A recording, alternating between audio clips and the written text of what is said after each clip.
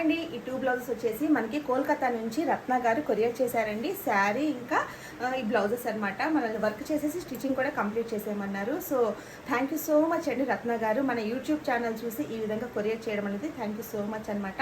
అయితే మనం స్టిచ్చింగ్ కూడా కంప్లీట్ చేసాము వర్క్ కంప్లీట్ చేశాక. సో ఇప్పుడు వస్తా అన్నారనమాట. నాకు ఏంటంటే జనవరిలో నాకు కొరియర్ చేశారు.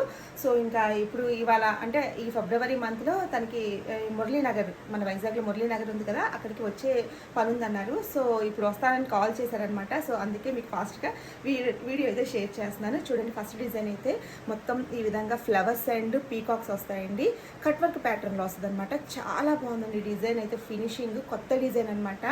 ఎంత నీట్గా ఉందోనండి. ప్రతిదానికి అవుట్లైన్ వేసుకుంటూ రావడం వల్ల ఆ ఫినిషింగ్ అనేది మగ్గం ఫినిషింగ్లా కనిపిస్తుందండి.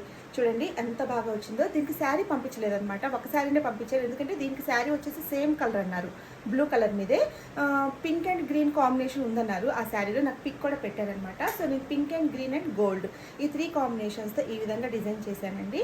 అలాగే ఇంకా హ్యాండ్స్కి ఏంటంటే ఈ విధంగా షార్ట్ హ్యాండ్స్ పెట్టేసాము. అసలైతే దీనికి యాక్చువల్గా లైన్స్ అడిగారనమాట.